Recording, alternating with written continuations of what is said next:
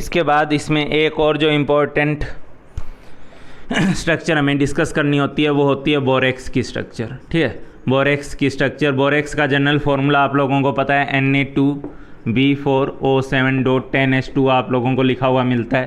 ठीक है, लेकिन Na2B4O7.10H2 जो आपको लिखा हुआ है ये आपको एक गलतफहमी देता है कि आप इस फॉर्मूले को जब देखते हैं तो इसी के अकॉर्डिंग स्ट्रक्चर बनाने की कोशिश करते हैं। इसका सही और एक्चुअल फार्मूला ऐसे रिप्रेजेंट किया जाता है, Na2 लिखा जाता है, B4 लिखा जाता है। ठीक है, स्क्वायर बॉक्स के बाहर स्क्वायर बॉक्स के अंदर क्या क्या लिखा जाएगा, O5 लिखा जाता है, OH4 लिखा जाता है और बार में 8H2O लिखा जाता है। ये जो 10H2O है वो एक्चुअल में 8H2O है। ठीक है, ये इसका एक्चुअल फार्मूला होता है बोरेक्स का। और अगर ये इसका बोरेक्स का एक्चुअल फार्मूला है तो इसके करस्पॉन्डिंग बोरेक्स की जो स्ट्रक्चर होनी चाहिए, ठीक है, वो कैसी होती है उसको याद करना आपको। बोरोन बोरोन बोरोन, 4 बोरोन को स्क्वायर के 4 कोनों पे रख लो, उनके बीच में ऑक्सीजन भर दो। ठीक है, ये लो ऑक्सीजन भर दिए। और उसके अलावा एक काम और कर दो, आमने सामने वाले बोरोन, सिर्फ 2 बोरोन के बीच में, कोई 2 बोरोन, चाहे इनके बीच में चाहे इनके बीच में, आमने सामने वाले बोरोन के बीच में भी क्या कर दो, ऑक्सीजन भर दो, सिर्फ 2 के बीच में भरना। और जो 4 OH ग्रुप है उन चारों बोरोन पे 4 OH ग्रुप आप लोग दिखा दो। नॉर्मल वैलेंसी बोरोन की 3 होती है, यहाँ 3 है, यहाँ बोरोन की वैलेंसी 4 हो गई है। यहाँ पे इस बोरोन पे नेगेटिव फॉर्मल चार्ज होता है, जैसे BF4- में होता है, BOH4- में होता है, वैसे इस बोरोन के पास और इस बोरोन के ऊपर नेगेटिव फॉर्मल चार्ज है। और उस 2 नेगेटिव चार्ज के चलते ही यहाँ पे क्या है, 2 Na+ है। ठीक है, और यहाँ पे 8 क्या है, H2O है। मेन स्ट्रक्चर वाला पार्ट ये वाला हिस्सा होता है। ठीक है, और इस हिस्से में भी आप लोगों को ध्यान रखना पड़ेगा, कई बार क्वेश्चन पूछा जा चुका है। ठीक है, सामने है आपके, इस बोरोन ने 1 2 3 4 बॉन्ड बनाए हुए हैं। ठीक है, इसने 4 बॉन्ड बनाए हुए हैं तो इन 2 बोरोन की जो हाइब्रिडाइजेशन है वो sp3 है। और इस बोरोन के पास 1 2 3 बॉन्ड है और कोई लोन पेयर भी नहीं है। ठीक है, तो इस बोरोन की जो हाइब्रिडाइजेशन है वो sp2 है। ठीक है, तो बोरेक्स के केस में आपको ध्यान रखना होगा 2 boron atom, 2 boron atoms are in sp3 hybridisation, ये आपको बहुत अच्छे से ध्यान रखना होगा। ठीक है, 2 boron atom are in sp3 hybridisation. और उसके अबाउट ऑब्वियसली बात है जो ज्योमेट्री होगी वो टेट्राहेड्रल होगी। और 2 बोरोन एटम्स जो हैं, ठीक है, 2 boron atoms are in sp2 hybridisation. बाकी 2 बोरोन एटम जो है वो sp2 हाइब्रिडाइजेशन में है और उसके करस्पॉन्डिंग जो इसकी ज्योमेट्री होगी, ठीक है, ऑब्वियसली बात है वो ट्राइगोनल प्लेनर होगी। ठीक है, एक चीज़ मैं आप लोगों को और चलते चलते बता दे रहा हूँ, इस चलते क्या मतलब, इसको स्ट्रक्चर को बता दे रहा हूँ कि बोरेक्स को जब हम लोग गर्म करते हैं, Na2B4O7.10H2O को जब हम लोग गर्म करते हैं तो इसको गर्म करने के चलते एक NaBO2 बनता है, सोडियम मेटाबोरेट मैंने अभी बोला था, फिर B2O3 बनता है, साथ में वाटर बनता है। ठीक है, तो बोरेक्स को जब गर्म किया जाता है तो NaBO2, B2O3 और H2O बनता है। ठीक है, और ये NaBO2 जो बनता है वो अलग अलग कैटायंस वगैरह के साथ, जैसे कॉपर का है Cu2+ है, कोबाल्ट 2+, Mn+2 है, निकल +2 है, इनके साथ अलग अलग जो है कलर का बीड फॉर्म करता है। जैसे कॉपर का केस है तो कॉपर के केस में CuBO2 होल ट्वाइस, ठीक है, एक ब्लू बीड फॉर्म करेगा। ठीक है, ब्लू बीड फॉर्म करेगा।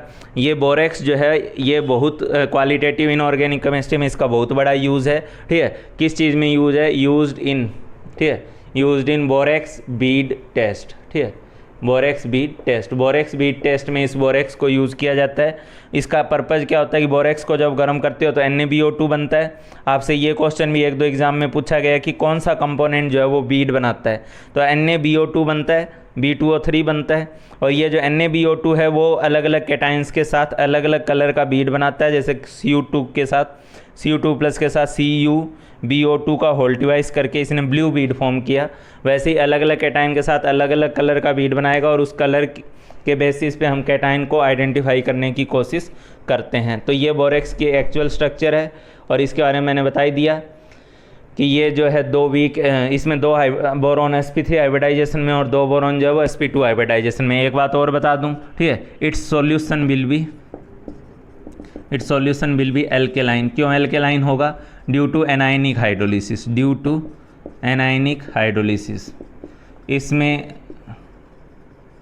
इसमें बोरेक्स को एक टाइप का सॉल्ट माने तो ये पार्ट वीक एसिड से आया और ये स्ट्रॉन्ग बेस से आया, ठीक है। तो स्ट्रॉन्ग बेस वाले का तो कुछ नहीं होगा, लेकिन अगर आपने आयनिक इक्विलिब्रियम सही ढंग से पढ़ा हुआ है तो आपको पता होना चाहिए वीक एसिड के एनायन की हाइड्रोलिसिस होती है, और जब एनायन की हाइड्रोलिसिस होती है तो वाटर से H+ छीन लेता है, ठीक है। H+ छीनेगा तो बदले में सॉल्यूशन में OH- देगा, मतलब सॉल्यूशन कैसा हो जाएगा, बेसिक हो जाएगा। तो एनायनिक हाइड्रोलिसिस के चलते हुए बोरेक्स का जो सॉल्यूशन होता है वो एल्केलाइन नेचर का होता है। ये सब बातें आप लोगों को जानना जरूरी है। चलो इसके बाद और एक दो इंपॉर्टेंट स्ट्रक्चर्स डिस्कस करते हैं। हाँ भाई, इसके बाद मैं आप लोगों से स्ट्रक्चर डिस्कस करना चाहूँगा B2S6 की डाइबोरेन की, ठीक है। डाइबोरेन की स्ट्रक्चर डिस्कस करना चाहूँगा, ठीक है। तो पहले तो मैं आप लोगों को ये बता दूँ कि बोरेन जो होते हैं, ठीक है, बोरेन ये अपने पास कई टाइप के होते हैं। एक को हम बोलते हैं नीडोबोरेंस, ठीक है, नीडोबोरेंस। जैसे एल्केन एल्कीन अल्काइन होता है वैसे ही टाइप में यहाँ पे नीडोबोरेंस एंड आर्चेनोबोरेंस होते हैं, ठीक है, आर्चेनोबोरेंस। और नीडोबोरेंस का जो फॉर्मूला होता है वो कुछ इस फॉर्म का होता है, BnHn+4, ठीक है, BnHn+4। और आर्चेनोबोरेंस का फॉर्मूला होता है BnHn+6, ठीक है। तो ये नीडोबोरेंस, आर्चेनोबोरेंस। ये जो डाइबोरेन है ये इस कैटेगरी में आएगा B2H6, ठीक है। तो बोरेंस में एक कैटेगरी नीडोबोरेंस की होती है, एक कैटेगरी जो है वो आर्चेनोबोरेंस की होती है, ठीक है। नीडोबोरेंस का फॉर्मूला होता है BnHn+4 और आर्चेनोबोरेंस का होता है BnHn+6, ठीक है। तो इस पार्ट को मैं हटाते हुए डायरेक्टली डाइबोरेन पे आता हूँ। डाइबोरेन की जो स्ट्रक्चर है उसकी स्ट्रक्चर में आप लोगों ने अगर सुना हो, पढ़ा हो, तो इसमें ब्रिज बॉन्डिंग की बात की जाती है। एक्चुअली ये BS3 के डाइमराइजेशन से बनता है, ठीक है। BS3 होना तो BS3 चाहिए था, लेकिन BS3 फॉर्म में एग्जिस्ट ना करके डाइमेरिक फॉर्म में एग्जिस्ट करता है B2S6 की फॉर्म में, ठीक है। इसमें होता क्या है, बोरॉन के आउटर मोस्ट सेल में 3 इलेक्ट्रॉन हैं, ठीक है। तो ये जो 3 इलेक्ट्रॉन हैं बोरॉन के पास, उनमें से एक एक इलेक्ट्रॉन एक एक बोरॉन के साथ शेयर हो रखा है, ठीक है। दूसरे बोरॉन के पास भी ये 3 इलेक्ट्रॉन हैं, वो 3 हाइड्रोजन के साथ अलग अलग शेयर हो रखे हैं। इस बोरॉन के पास एक वैकेंट ऑर्बिटल है। ये वैकेंट ऑर्बिटल एक अलग ही टाइप की, एक अलग ही किस्म की बॉन्डिंग करता है कि जो 2 इलेक्ट्रॉन 2 एटम के बीच में शेयर होनी चाहिए थे, ये भाई साहब जाके उसी में मुँह मार लेता है, ठीक है। और मुँह मार लेता है तो इस टाइप से मैं इसको मुँह मार बॉन्डिंग भी बोलता हूँ। इसमें क्या होता है कि ये जो वैकेंट ऑर्बिटल था, ज़बरदस्ती का 2 लोग खाना खा रहे हैं थाली में और उसी में जाके थोड़ा सा टुकड़ा, 4 टुकड़ा तोड़कर आ गया, ठीक है। तो यही सीन यहाँ पे है कि ये भाई साहब जाके इन 2 लोगों के खाने की थाली में ये खुद जाके मुंह मार आया, ठीक है। तो बस इस तरीके से ये जो 2 के बीच में इलेक्ट्रॉन शेयर होना चाहिए था, जो खाना 2 के बीच में जाना चाहिए था, वो ज़बरदस्ती का जो है 3 के बीच में चला गया। इसी टाइप से ये वाले बोरॉन का जो वैकेंट ऑर्बिटल है वो इसके साथ जाके इनकी थाली में मुंह मार आता है। मतलब यहाँ के जो 2 शेयर्ड इलेक्ट्रॉन थे उनके साथ ज़बरदस्ती ये तीसरा ऑर्बिटल भी ओवरलैप करता है। इसी वजह से, क्योंकि इलेक्ट्रॉन तो 2 ही हैं, लेकिन शेयर्ड कितने के बीच में हो रहे हैं, 3 के बीच में, इस बोरॉन, इस हाइड्रोजन और इस बोरॉन को। तो इस ब्रिज बॉन्डिंग को हम 3 सेंटर्ड 2 इलेक्ट्रॉन का नाम देते हैं, ठीक है। तो बोरॉन और बोरॉन के बीच में यहाँ 3 सेंटर्ड, बोरॉन हाइड्रोजन बोरॉन के बीच में यहाँ 3 सेंटर्ड 2 इलेक्ट्रॉन बॉन्डिंग है। इलेक्ट्रॉन 2 ही हैं, लेकिन वो शेयर्ड कितने के बीच में, 3 के बीच में। यहाँ भी इलेक्ट्रॉन 2 ही हैं, लेकिन इस शेयर्ड कितने के बीच में, 3 के बीच में, ठीक है। इसको हम लोग और किस नाम से जानते हैं, बनाना बॉन्डिंग के नाम से, बनाना बॉन्ड के नाम से जानते हैं, ठीक है। तो यहाँ पे एक बनाना बॉन्ड, ये दूसरा बनाना बॉन्ड, ठीक है। तो इसको ऐसे दिखाया जाता है, बी और उनके बीच में 2 इलेक्ट्रॉन्स हैं, ठीक है। इनके बीच में 2 इलेक्ट्रॉन्स हैं जो एक्चुअली 3 एटम्स के बीच में है, बोरॉन बोरॉन हाइड्रोजन के बीच में, बोरॉन हाइड्रोजन बोरॉन के बीच में, और बाकी साइड वाले 4 हाइड्रोजन नॉर्मल है। ऐसा करने से बोरॉन के 4 ऑर्बिटल बॉन्डिंग में चले गए, वैकेंट वाला भी चला गया, और वैकेंट वाला भी चला गया तो इसकी हाइब्रिडाइजेशन sp3 हो गई, इसकी हाइब्रिडाइजेशन भी जो है sp3 होगी। B2H6 ओवरऑल में एक नॉन प्लेनर मॉलिक्यूल होता है, और इसकी एक्चुअल स्ट्रक्चर जो दिखानी होगी वो कुछ ऐसे दिखाई जाएगी। अगर ये 2H मैं यहाँ पे दिखाता हूँ, ठीक है, 2H एक स्क्वायर के प्लेन में दिखाता हूँ, तो बाकी 2H जो है वो इसके ऊपर नीचे होंगे, ठीक है। फिर आगे वाले 2H स्क्वायर के प्लेन में होंगे, ठीक है। तो ये एक नॉन प्लेनर ज्योमेट्री होती है, नॉन प्लेनर होता है B2H6, ठीक है। ये ब्रिज बॉन्डेड हाइड्रोजन कहलाएंगे, ठीक है, और ये नॉर्मल हाइड्रोजन कहलाएंगे। तो ये कौन सी स्ट्रक्चर हुई आप लोगों के पास? डाइबोरेन की स्ट्रक्चर हुई। ये डाइबोरेन है हमारे लिए, ठीक है, जिसमें 2 3 सेंटेड 2 इलेक्ट्रॉन बॉन्डिंग होती है और 4 बोरॉन हाइड्रोजन के बीच में जो है ये 2 और ये 2 इनके बीच में 2 सेंटेड 2 इलेक्ट्रॉन बॉन्डिंग होती है, ठीक है। अच्छा इसके केस में एक चीज़ आपको और अगर सीखनी है तो जल्दी से सीख लो, ठीक है। ये जो हम लोग ऐसा बना के छोड़ देते हैं, ठीक है, हमने बना के छोड़ दिया। इस डाइबोरेन का 2 टाइप का क्लीवेज देखने को मिलता है, एक सिमेट्रिक क्लीवेज होता है, एक अनसिमेट्रिक क्लीवेज होता है, ठीक है। तो मैं इसमें दोनों चीज़ें दिखा दे रहा हूँ आप लोगों को, ठीक है। सिमेट्रिक क्लीवेज क्या है और अनसिमेट्रिक क्लीवेज क्या है। अगर मैं यहाँ से इसको तोड़ता हूँ ऐसे, ठीक है, तो यहाँ से तोड़ने पर यहाँ एक्चुअली इसमें यूज होगा बेस, ठीक है। बेस के 2 मॉलिक्यूल यूज होंगे। बेस होगा तो ऑब्वियसली बात है उसके पास लोन पेयर होगा, ठीक है, लेविस बेस होगा ये, ठीक है। तो एक्चुअली ये बेस इनके साथ 2 टाइप की क्लीवेज देगा। यहाँ इस बोरॉन को तोड़ते हुए इस BH2 ग्रुप के साथ ये बेस इधर से अपना लोन पेयर देगा, इधर से अपना लोन पेयर देगा, ठीक है। इस तरीके से इसको 2 बेस मिल करके जो है अपना लोन पेयर देंगे, इसके ऊपर ओवरऑल प्लस हो जाएगा और ये वाला जो पार्ट है इसके ऊपर BH4 के नाम पे माइनस हो जाएगा, ठीक है। इसको आप ऐसे भी लिख सकते हो BH2, ठीक है, और L2 का मतलब वो लेविस बेस हो गया, BH2 L2, ठीक है, और इधर आपके पास होगा BH4 माइनस, ठीक है, BH2 L2 और ये हो जाएगा आपके पास BH4 माइनस। एक क्लीवेज आप, ये कौन सी वाली क्लीवेज है? ये एनसिमेट्रिक वाली क्लीवेज है, ये एनसिमेट्रिक क्लीवेज है। एनसिमेट्रिक है ना कि एक जो हिस्सा टूट रहा है और दूसरा जो टूट रहा है वो एक बराबर नहीं है, ठीक है। एक क्लीवेज इसमें ऐसी भी होती है, ठीक है, हालांकि बेस वहाँ पे भी काम आता है, 2 बेस के मॉलिक्यूल काम आते, ठीक है, और वो जो 2 बेस के मॉलिक्यूल हैं इस केस में यहाँ BH3 और BH3 अलग अलग टूटता और बेस के मॉलिक्यूल जो हैं वो इस BH3 ग्रुप को अपना लोन पेयर दे रखे होते। ये अलग केस है, ये अनसिमेट्रिक क्लीवेज है, ये सिमेट्रिक क्लीवेज है, ठीक है। ये कौन सी क्लीवेज है? सिमेट्रिक ब्रेकिंग है, सिमेट्रिक क्लीवेज है, ठीक है। तो सिमेट्रिक ब्रेकिंग में तो 2 जो केस बनेंगे, 2 इक्वल केस बनेंगे। बेस वहाँ पे अपना लोन पेयर BH3 को दे रहा होगा, इस वाले पार्ट को भी और इस वाले पार्ट को भी। तो जो ये बॉन्ड टूटा उसके बदले में बेस अपना लोन पेयर दे रहा है, ये जो बॉन्ड टूटा इसके बदले में बेस अपना लोन पेयर इसको दे रहा है, ठीक है। तो इस तरीके से आपके पास सिमेट्रिक क्लीवेज में ये बनता है, अनसिमेट्रिक क्लीवेज में ये बनता है, ठीक है। एक बार IIT में आया हुआ क्वेश्चन है तो मैं आपको बता देना चाहूँगा।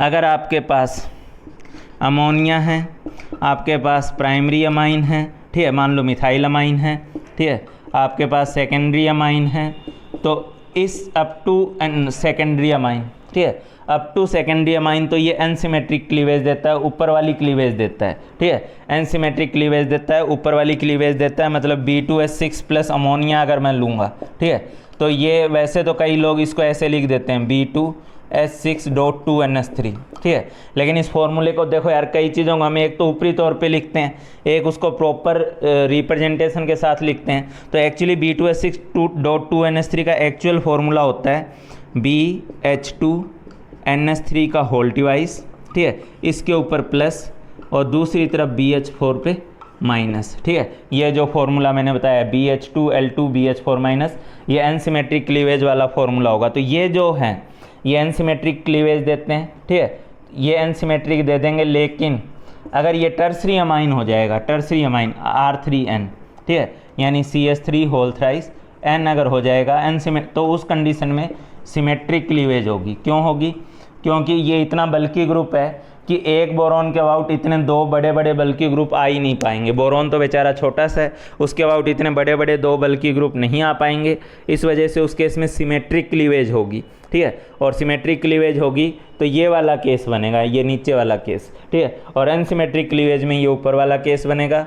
हाँ, इसके अलावा मैं अगर बताना चाहूँ एक और केस होता है जहाँ सिमेट्रिक क्लीवेज देखने को मिलती है, वो है CO, ठीक है। तो इसको आप लोग याद रख लेना, इससे रिलेटेड क्वेश्चन, क्योंकि JEE वगैरह में आ चुके हैं और उसके बाद रिपीट होने का चांस रहता है, तो ये क्वेश्चन कभी भी आपसे रिपीट किया जा सकता है। तो ये हो गया आपके पास डाइबोरेन की कहानी। इसके बाद मैं आप लोगों से एक स्ट्रक्चर और डिस्कस करना चाहूँगा, 1-2 इंपॉर्टेंट स्ट्रक्चर, ठीक है। एक आप लोग फॉर्मूला सुनते हो B3N3H6, ठीक है, B3N3H6 जिसको इनऑर्गेनिक, ठीक है, सबसे खासियत इसकी यही है जिसके चलते इसको इतना पूछा और पूजा जाता है। इनऑर्गेनिक बेंजीन इसका नाम है, ठीक है। इनऑर्गेनिक बेंजीन के नाम से इसको जाना जाता है। इसके अलावा इसका नाम बोराजीन है, ठीक है, या बोराजीन नहीं बोलते तो कुछ लोग इसको बोराजोल बोलते हैं, ठीक है, बोराजोल, बोराजीन, बोराजोल, इनऑर्गेनिक बेंजीन, ये सब इसी के नाम है B3N3H6 के, ठीक है। इसको इनऑर्गेनिक बेंजीन क्यों बोला जाता है? क्योंकि आप सब बेंजीन की स्ट्रक्चर तो सभी जानते ही हैं, ठीक है। तो बेंजीन की स्ट्रक्चर में जैसे carbon double bond, carbon single bond या डबल बॉन्ड में उसकी रेजोनेटिंग स्ट्रक्चर की बात कर रहा हूँ, ठीक है। तो यहाँ कार्बन और यहाँ पे सब कार्बन के ऊपर क्या जुड़ा होता है, एक एक हाइड्रोजन जुड़ा होता है, ठीक है। अच्छा, बोरॉन की नॉर्मल वैलेंसी 3 होती है, नाइट्रोजन की नॉर्मल वैलेंसी 3 होती है। तो उसी चीज़ के चलते यहाँ पे अल्टरनेट पे, जैसे वहाँ पे तो सब पोजीशन पे कार्बन था, यहाँ अल्टरनेट पोजीशन पे आपके पास boron, nitrogen, boron, boron, nitrogen, boron, nitrogen और बोरॉन है, और हर बोरॉन नाइट्रोजन के ऊपर एक एक हाइड्रोजन जुड़ा हुआ है, ठीक है। तो अभी तो ये आपको नहीं फील दे रहा होगा कि ये इनऑर्गेनिक बेंजीन कैसे हो गया। अब क्या है कि नाइट्रोजन के पास लोन पेयर होता है, बोरॉन के पास वैकेंट ऑर्बिटल होता है। तो ये अपना लोन पेयर इसको डोनेट किया, ये अपना लोन पेयर इसको डोनेट किया, ये अपना लोन पेयर इसको डोनेट किया अपना ऑक्टेट पूरा करने के लिए, ठीक है। तो अब इसमें डबल बॉन्ड जनरेट हो गए, तो ये स्ट्रक्चर उस स्ट्रक्चर से बिल्कुल मैच कर रही है, बस अल्टरनेट पे बोरॉन, नाइट्रोजन और उसमें 6 की 6 पोजीशन पे कार्बन है, ठीक है। तो इसी चीज़ के चलते इसको हम लोग इनऑर्गेनिक बेंजीन, बोराजीन, बोराजोल, इनको अलग अलग नाम से जानते हैं, B3N3H6। हाँ भाई, इनऑर्गेनिक बेंजीन की तरह ही आप लोगों के सामने एक नाम और अक्सर आता है, वो है इनऑर्गेनिक ग्रेफाइट, ठीक है। तो ग्रेफाइट की जो स्ट्रक्चर होती है, जो आपने सुना होगा कि उसकी लेयर स्ट्रक्चर होती है, ठीक है, उसमें कार्बन कार्बन की एक हेक्सागोनल रिंग बनाते हुए उसमें अल्टरनेट पाई बॉन्ड रहते हुए वो एक प्लेन फॉर्म में, एक सीट फॉर्म में फैली रहती है, ठीक है। तो एक प्लेन बनता है उसका, तो उसी टाइप से यहाँ ग्रेफाइट की फॉर्म में, बस ग्रेफाइट में आप ये समझ लो कि वहाँ पे कार्बन के ही नंबर ऑफ C6 फॉर्म में यहाँ पे X नंबर ऑफ एटम्स है। इसी टाइप से यहाँ एक रिंग के अंदर B3N3 और उसका होल X हो गया, इस टाइप से ये रिंग बनी हुई है। बस उसमें अल्टरनेट बोरॉन नाइट्रोजन है जैसे इसमें थे, ठीक है, और बोरॉन नाइट्रोजन इस तरीके से एक प्लेनर सीट बना लेते हैं, ठीक है। और इसी सीट के चलते, क्योंकि इसकी स्ट्रक्चर इस स्ट्रक्चर के साथ मैच करती है, तो इसको हम इनऑर्गेनिक ग्रेफाइट बोलते हैं, BnX को, ठीक है। PMT में एक बार क्वेश्चन पूछा जा चुका है। BnX जो हुआ वो अपने पास इनऑर्गेनिक ग्रेफाइट हुआ, और B3N3H6 जो है वो अपने पास इनऑर्गेनिक बेंजीन हुआ, ठीक है। अच्छा, इसके बाद एक छोटी सी चीज़ हाथों हाथ बता देता हूँ मैं आपको, साथ ही साथ बता दे रहा हूँ, ठीक। यहाँ पर अगर आप लोगों के पास इसको बनाने करने की बात उठे कि इसको कैसे बनाया जाएगा, ठीक है, या इनको कैसे, इनऑर्गेनिक ग्रेफाइट को कैसे बनाया जाएगा, इनऑर्गेनिक बेंजीन को कैसे बनाया जाएगा, ठीक है, तो मैं आप लोगों को बताना चाहूँगा कि अगर हम लोग B2H6 लेते हैं, ठीक है, और B2H6 को अगर हम लोग अमोनिया के साथ लो टेम्परेचर पे लेते हैं, लो टेम्परेचर पे, ठीक है, तो उस कंडीशन में तो ये बनता है B2H6.2NH3, ठीक है, जिसको आप लोग प्रॉपरली क्या लिखे थे, BH2NH2, ठीक है, होल डिवाइस प्लस और BH4 माइनस, जो उसकी एनसिमेट्रिक क्लीवेज थी, वो एनसिमेट्रिक क्लीवेज जो मैंने अभी आपको बताई है। लेकिन मैं अमोनिया के साथ लेता हूँ कितने रेशियो में, 1:2 रेशियो में, ठीक है। ये मैं अमोनिया के साथ ले रहा हूँ, और मैं पहले ही बता दे रहा हूँ 1 B2H6 है, ठीक है, तो 2 उसके अंदर NH3 है, ठीक है, इस रेशियो में ले रहा हूँ, 1:2 रेशियो में, ठीक है। हाँ, टेम्परेचर हाई ले रहा हूँ बस, तो अगर हाई टेम्परेचर लेता हूँ और 1:2 रेशियो में रख के इसको लेता हूँ, तो इस केस में B3N3H6 यानी कौन से वाला, इनऑर्गेनिक जो बेंजीन मैंने अभी बताया आपको, इनऑर्गेनिक बेंजीन बनेगा, ठीक है। लेकिन अगर इसी को आप लोग अमोनिया के साथ, ठीक है, स्ट्रॉन्ग हीट कर देते हो, ठीक है, स्ट्रॉन्ग हीट कर देते हो, इतना गर्म कर देते हो कि वाइटनेस जो अपीयर होने लगती है वो अपीयर करने लगे, ठीक है, तो उस केस में VnX यानी इनऑर्गेनिक ग्रेफाइट बनता है, ठीक है, इनऑर्गेनिक ग्रेफाइट। तो ये 3 अलग अलग कंडीशन में 3 अलग अलग प्रोडक्ट बनते हैं, इसको आपको ध्यान रखना होगा, ठीक है। और अमोनिया किस में होना चाहिए, एक्सेस में होना चाहिए। यहाँ भी हाई टेम्परेचर है, यहाँ भी हाई टेम्परेचर है, बस यहाँ पे रेशियो 1:2 है और यहाँ पे अमोनिया एक्सेस में है और यहाँ लो टेम्परेचर है। तो लो टेम्परेचर पे तो B2H6 का एनसिमेट्रिक क्लीवेज होगा, ठीक है। हाई टेम्परेचर पे इनऑर्गेनिक बेंजीन बनेगा अगर 1:2 रेशियो में लिया गया है, और एक्सेस में अमोनिया लिया गया है तो इनऑर्गेनिक ग्रेफाइट बनेगा। ये तीनों बातें आपके दिमाग में अच्छे से होनी चाहिए बोरॉन फैमिली को लेके। अब मैं बोरॉन से रिलेटेड कुछ और इम्पॉर्टेंट बातें आपके साथ शेयर कर रहा हूँ, ठीक है। जैसे बोरॉन को बनाने का मेथड, फिर बोरॉन की आगे की रिएक्शन, इसीलिए मैंने बीच में यहाँ बोरॉन बैठाया है। पहले मैं इसको बनाने के मेथड की बात करता हूँ। अगर आपके पास BX3 है, ठीक है, BCl3 BBr3 Bi3, ठीक है, और उसको आप लोग गर्म करते हो, ठीक है, किसके साथ? टंगस्टन के साथ गर्म करना है आपको, ठीक है। तो टंगस्टन के साथ इसको गर्म करते हो, हीटिंग रेड हॉट या हॉट टंगस्टन, ठीक है। हॉट टंगस्टन के साथ जब आप इसको गर्म करते हो BX3 को, तो उसके चलते बोरॉन बनता है, ठीक। या फिर आप लोग बोरेक्स लेते हो, ठीक। बोरेक्स है आपके पास Na2B4O7.10H2O।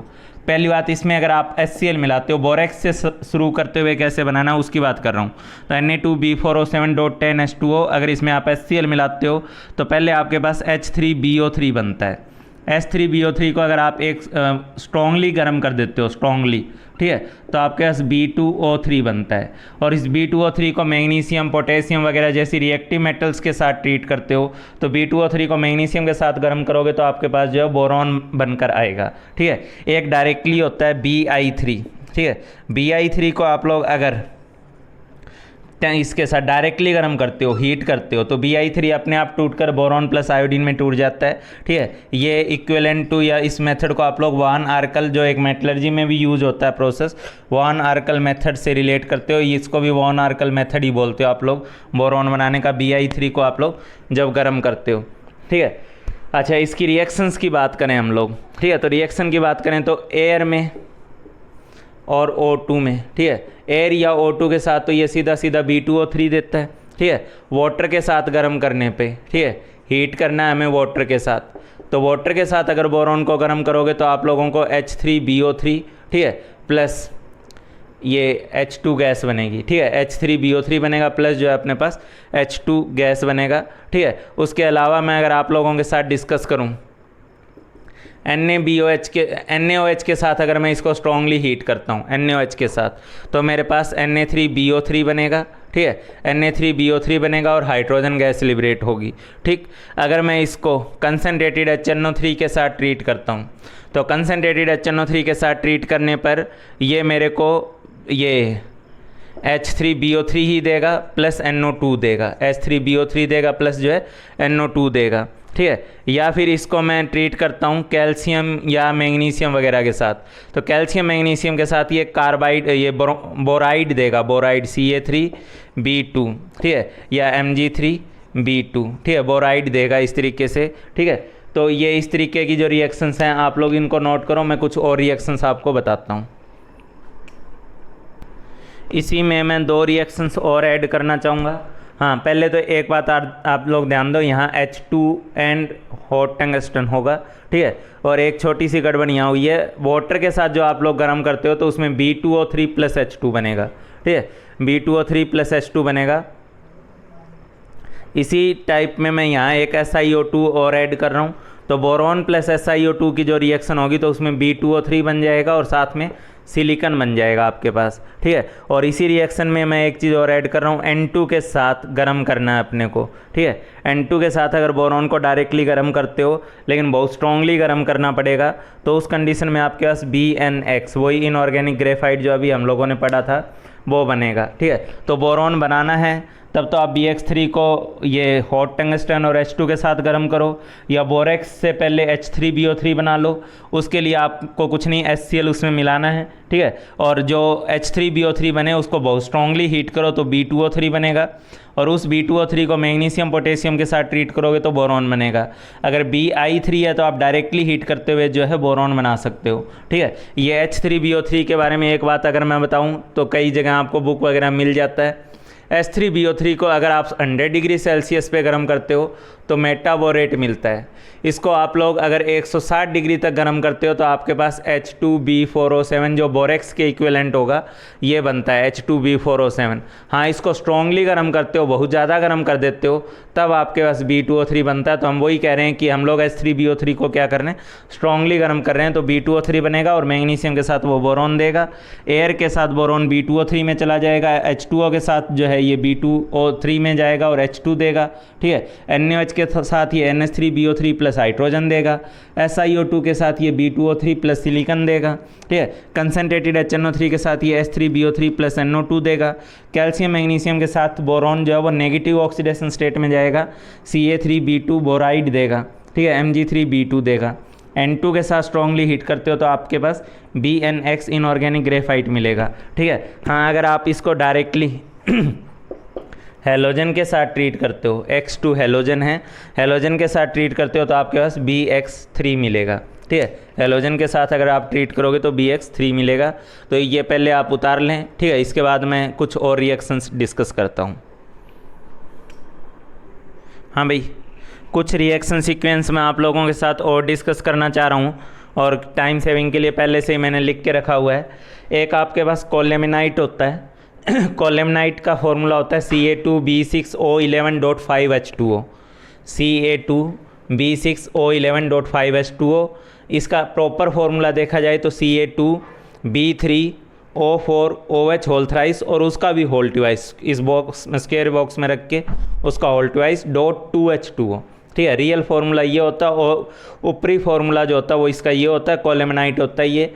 इसके थ्रू हम लोग पहली बात तो बोरेक्स भी बनाते हैं और इसके थ्रू हम लोग H3BO3 भी बनाते हैं। ठीक है, अगर आपको बोरेक्स बनाना है इसको यूज़ करके तो आप इसको डाइजेस्ट करते हैं Na2CO3 के साथ। तो Na2CO3 के साथ डाइजेस्ट करने पे आपके पास बोरेक्स निकल कर आता है। मैंने अभी बताया बोरेक्स को गर्म करोगे तो NaBO2 plus B2O3 plus water बनता है। NaBO2 को अगर आप लोग क्यूप्रिक ऑक्साइड के साथ गर्म करोगे तो ये बीड फॉर्मेशन करता है, ये मैंने अभी बताया, इसीलिए तो इसको बोरेक्स बीड टेस्ट में यूज़ किया जाता है। और कौन सा कंपोनेंट यूज़ होता है, NaBO2 यूज़ होता है। लेकिन इसी बोरेक्स को आप लोग अगर अमोनियम क्लोराइड के साथ स्ट्रॉन्गली हीट कर दो, ठीक है, इसी बोरेक्स को आप अगर अमोनियम क्लोराइड के साथ स्ट्रॉन्गली हीट कर दो तो फिर आपके पास इनऑर्गेनिक ग्रेफाइट जो है वो बनकर आएगा, इनऑर्गेनिक ग्रेफाइट। इसको आप लोग याद रखेंगे। ठीक है, उसके बाद इसी कोलेमनाइट को अगर हम लोग SO2 प्लस वाटर से पास करते हैं, ठीक है, मतलब वाटर में इसको मिलाते हुए SO2 पास करते हैं, ठीक है, तो H3BO3 बनेगा आपके पास, ऑर्थोबोरिक एसिड बनेगा, जिसके बारे में भी मैंने अभी बताया कि इसको गर्म करेंगे अगर 100 डिग्री तक तो HbO2 बनेगा, 160 तक करेंगे तो H2B4O7 बनेगा, जो बोरेक्स के इक्विवेलेंट है उसके इक्विवेलेंट B4O7 स्ट्रॉन्गली हीट करोगे B2O3 बनेगा। ठीक है, H3BO3 अगर आपने बनाया तो H3BO3 एक वीक एसिड है जो वाटर में जाके वाटर से OH माइनस लेगा और बदले में मामूली सा H प्लस देगा। ठीक है, क्योंकि ये वीक एसिड है। और कंसनट्रेटेड H2SO4 और HF के साथ अगर H3BO3 को हीट करते हो, HF है और कंसनट्रेटेड H2SO4 है तो आपके पास BF3 बनेगा। ये BF3 आप लोग B2O3 से भी बना सकते हो। उसके लिए आप लोग CaF2 एंड कंसनट्रेटेड H2SO4 लोगे और इसको B2O3 के साथ ट्रीट करोगे, हीट करोगे। तो ये जो आप अलग अलग रिएक्शंस पढ़ रहे हो वो एक जगह इकट्ठी करके दी हुई है, इसको उतारो और इसको याद करो। कुछ रिएक्शंस और करवा रहा हूँ आपको। इसके बाद मैं आप लोगों से डिस्कस करने जा रहा हूँ B2H6 बनाने का मेथड और B2H6 बनाने के बाद उसकी अलग अलग रिएक्शंस। ठीक है, तो B2H6 अगर आप लोगों को बनाना है तो एक तो है कि आपके पास NaBH4 होता है। ये रिएक्शन आपको किसी बुकलेट वगैरह में क्वेश्चन के बीच में मिल जाएगी। NaBH4 को अगर आप लोग I2 से ट्रीट करते हो, ये क्वेश्चन मैंने अक्सर बुकलेट वगैरह में देखा है।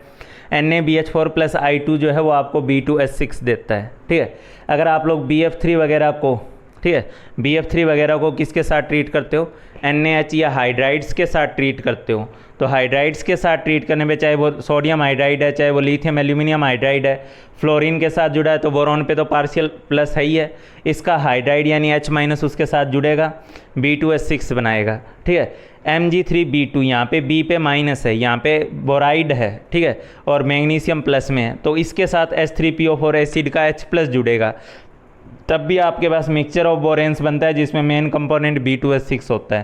ठीक है, तो B2, ठीक है। H3PO4 के साथ जब इसको रिएक्ट कराओगे तो B2H6 बनेगा, ठीक है। B2H6 को अगर मैं अमोनिया के साथ लो टेम्परेचर पे गर्म करता हूँ तो मैंने अभी बताया कि B2H6.2NH3 बनेगा, जिसको आप लोग इस फॉर्मूले से भी रिप्रेजेंट कर सकते हैं। अमोनिया को आप लोग एक्सेस एंड हाई टेम्परेचर पे लेते हो तो इनऑर्गेनिक ग्रेफाइट बनेगा, ठीक है। और अगर इसी को अमोनिया के साथ गर्म हाई टेम्परेचर पे तो लेते हो लेकिन 1:2 रेशियो में लेते हो तो फिर इनऑर्गेनिक बेंजीन बनेगा। एयर के साथ या O2 के साथ डायरेक्ट कंबसन कराते हो तो B2O3 बनेगा, ठीक है। ये बड़ी फेमस ऑर्गेनिक की रिएक्शन है, आप लोग सभी जानते हो, ठीक है। ये हाइड्रोबोरेशन ऑक्सीडेशन जो कि किस लिए फेमस है, ये हमें एंटी मार्कोनिकोव प्रोडक्ट फॉर्म में एल्कोहल प्रोडक्ट देती है, एंटी मार्कोनिकोव एडिशन देती है, ठीक है। तो इस केस में आपके पास CH डबल बॉन्ड CH2, इस डबल बॉन्ड के ऊपर H और OH जुड़ेगा, हाइड्रेशन कहलाता है ये, हाइड्रेशन ऑफ अल्कीन, ठीक है। लेकिन जो प्रोडक्ट बनता है वो एंटी मार्कोनिकोव होता है। ज़्यादा H वाले के साथ H जा रहा है और कम H वाले ज़्यादा H वाले के साथ OH जा रहा है और कम वाले H के साथ जो है कार्बन के साथ H जा रहा है। कम H वाले कार्बन के साथ H जा रहा है, ज़्यादा H वाले के साथ OH जा रहा है, इसको हम एंटी मार्कोनिकोव प्रोडक्ट बोलते हैं, ठीक है। HCl के साथ इसको जब गर्म करते हो तो B2H5Cl बनेगा। B2H6 को जब आप लोग HCl के साथ गर्म करते हो तो B2H5Cl बनेगा। ये दोनों रिएक्शन मिलती जुलती है, वाटर है और CH3COH है। वाटर के केस में, ठीक है, इसका जो H और OH पार्ट है तो OH पार्ट जो है वो तो बोरॉन के साथ जाता है, ठीक है। तो एक टाइप से आप देखो तो BOH का होल थ्राइस बन गया और H पार्ट इस H माइनस पार्ट के साथ जाता है तो H प्लस H माइनस जुड़ के H2 देता है।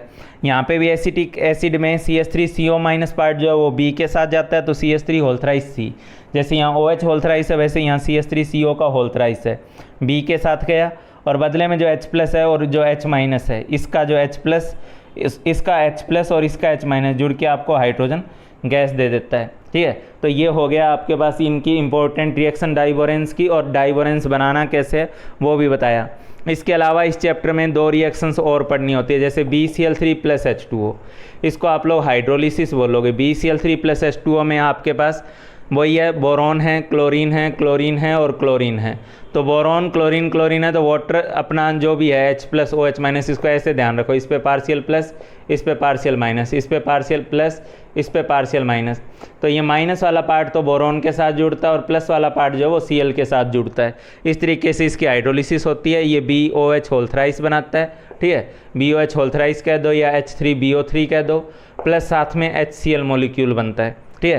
तो हाइड्रा एसिड में HCl बनता है और ऑक्जी एसिड में आपके पास H3BO3 बनता है। लेकिन हाँ, इसी में अगर आप लोग BF3 ले लेते हो तो BF3 प्लस वाटर रिएक्शन तो ऊपर वाली ही देता है, H3BO3 देता है, प्लस यहाँ पे आपके पास 3 मॉलिक्यूल HF के देता है। लेकिन HF की एक खासियत होती है कि वो BF3 के साथ दोबारा कंबाइन कर लेता है और BF3 के साथ कंबाइन करता है तो HBF4, ठीक है, HBF4 का एक कॉम्प्लेक्स देता है अपने को, HBF4, ठीक है।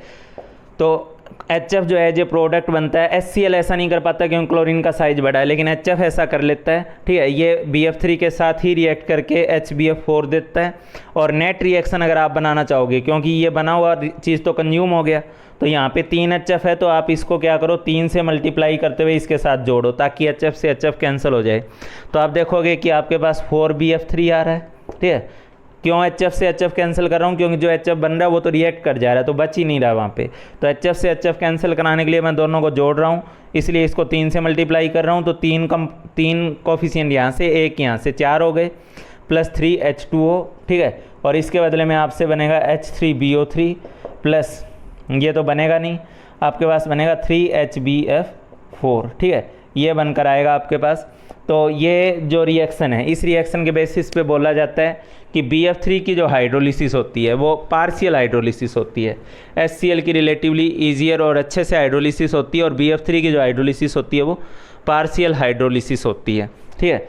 ये आप अपने कॉपी पे उतारें, ठीक है। उसके अलावा मैं एक छोटी सी बात, इस चैप्टर में एक और जो एलिमेंट जिसको वैसे तो डिटेल में डिस्कस करना होता है लेकिन उसके आइसोलेशन और वो सारी प्रोसेस मेटलर्जी का हिस्सा है, ठीक है। तो मैं एल्यूमिनियम की बात कर रहा हूँ। एल्यूमिनियम आपको पता होना चाहिए एम्फोटेरिक मेटल्स में आता है, ठीक है। एम्फोटेरिक मेटल्स में आता है। एम्फोटेरिक मेटल्स में आने वाले और एलिमेंट्स कौन कौन से हैं?